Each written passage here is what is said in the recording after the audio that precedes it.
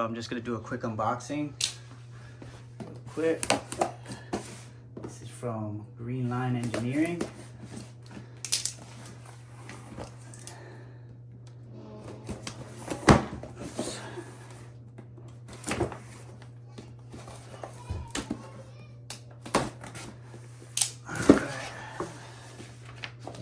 Paperwork, how to install. The wire harnesses. Make sure nothing's in there. All right. So this is the Green Line GLE, Green Line Engineering version of the ASI BAC8000. So we're gonna check this bad boy out.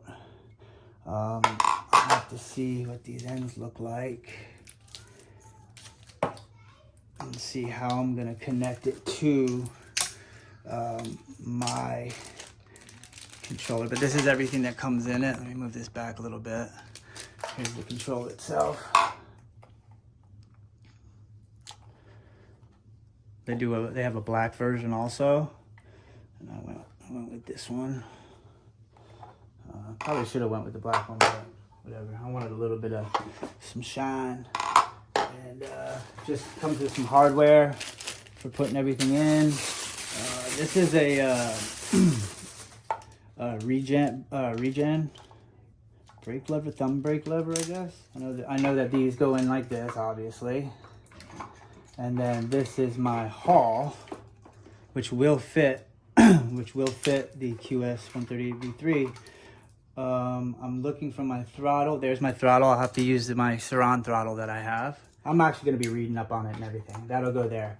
There's my haul. The 3 phase wires from the motor will then go into here, here, and here. They aren't color coded, but it's all right. UVW, and then we'll have to I'll just get my own whatchamacallit, my own QS8 lead, which I have plenty of them, and we'll put that on there. Oh, that's pretty cool, man. And the throttle. So all right, it's got everything. I'll be reading up on some paperwork. Let's see what's in this little box here. It freaking looks awesome. Oh, this is their egg rider display. So you put this on your handlebar and you can get a little display. I'm brand new to this, so I really don't know. I'm assuming tuning and stuff, but I'm gonna be figuring it all out. Brand new to it. It does look like it will go up to my QS138. I did ask them if it will work with, I know it'll work with the 72 volt 34 AH Melissa battery, but I did ask them if it will work with the 76 volt because it charges all the way up to 88 volts, and they said yeah. So super excited about it. Should give us, this is called the ludicrous mode, I believe, if I'm not mistaken. Surron Segway E-Moto GLE BAC8000 ready to run ludicrous power upgrade. And they do have a motor. I think they go with Surron, that I guess they call it like God mode or something. I don't know if I got the word terms, but obviously I only have the QS138 V3, so, and it's already installed. So hopefully this will be better than the Volto EM260, and I know it will be, and we'll go from there. And I'll show you how I'm going to install it. It's going to be pretty simple for the install. It's just how easy it's going to be to get it going and tune and everything. Peace out. All right, so you guys saw I got the BAC8000. What I came up with was using actually some old razor things that I have. I like just reusing shit if I can. It's pretty sturdy. I forget which one it was from, but I cut the ends off and screwed them into the side right here. And then once I screwed them to the side, I drilled a hole into those. I'm going to use shorter screws, obviously. That's just to hold it in place for now. And then once I do that, I will cut this and drill 4 holes in it. And I will have it bolted with nuts in here because there's no threading on those. And then I'll drill holes here and here, and that will be solidified there. I originally had it moved all the way up to here, But with this, I actually did all the drilling and everything, and I was gonna screw a screw into there and then have those, you know, nuts, you know, bolts and nuts in there. But I couldn't close the seat. I would have had to shave down some of this right here, and I'm not doing that. So this is what I'm doing. So we'll go over the connections in a bit, but the part that I was waiting for was the circuit breaker. Obviously, Surrons and Tellurias come with the circuit breaker, the exact same circuit breaker. What Greenline Engineering suggests that you do, or requires that you do, I guess not, so you don't void their warranty, which is only 60 days anyway, is to cut the red wire in half here and feed it through one side with, you know, strip it, and then feed it through one side and feed it through the other, and then you'll put the leads onto the controller. And before you do that, this is your pre-charge resistor, which is supposed to be anti-spark.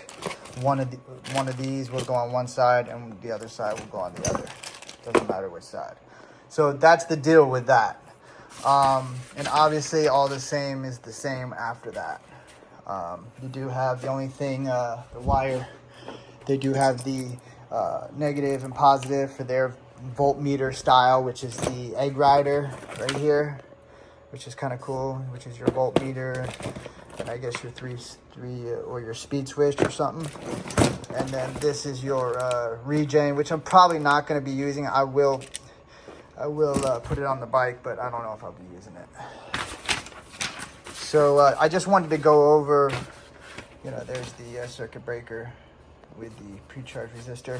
So now that I said that, that's so you don't void your warranty. I talked to a couple different people.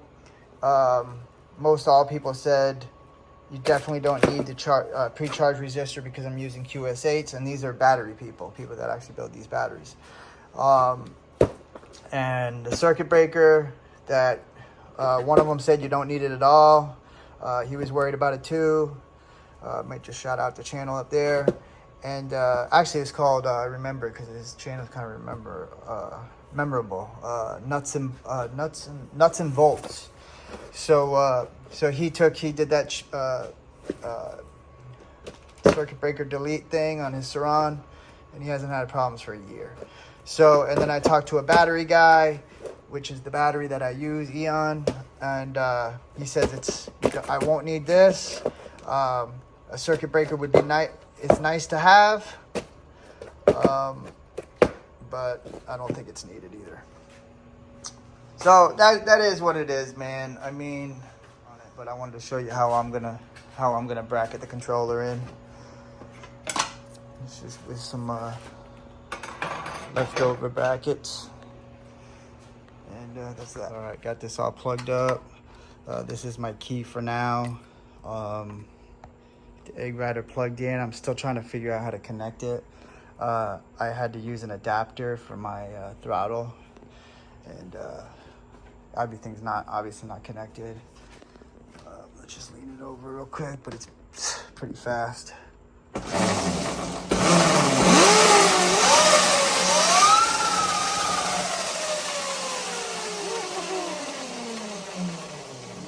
I haven't done any tuning either, so I had to change protocols, and once I did, man, it got way faster. So anyway, I will be taking it for a test drive once I get it all put in, which simply I just need to mount the controller like this, like I showed you in the previous clip, and then the battery just slide in there. And this is only the 72 volt 34 AH. I didn't put the 76 volt 48 AH in. I got an unboxing to do. I got to change that motor out. That motor is going to go into the yellow one, and the one that comes out of the yellow one is going to get all new internals. When the internals come, it'll become the one. Yeah, man, this thing's awesome. All right, so we got the controller mounted in. These smaller screws. The 4 holes here, there, or there, and there. You can see they were already there. First, I forget what was in there before that I took out. But yeah, so those 4 screws were already there. Found 4 screws that fit there. these two holes were a little smaller than what these screws were, but then I ended up putting, because it wasn't exact, so I put 2 spacers in, and then there's 2 8mm nuts at the bottom. These sides are Phillips and these sides are Allen wrench, 2 different sides, but it really doesn't matter. And these 2 are Phillips also. So pretty cool, man. That's how to go in there. I'm pretty happy with that, man. I mean, not going anywhere at all. So we'll see. Let's go slide the seat on. I tried to explain what I was trying to do, what I was doing the best I could, but I figured it'd be better to do a show. There it is, perfect fit. She's ready to go. I got the key thing sticking out here, so whenever I want to wire in that key switch, I do have a couple of key switches I could try. I don't know exactly where I'm gonna mount them yet, but we'll go from here. And I gotta stabilize the battery now. But we'll be back in action. Peace out.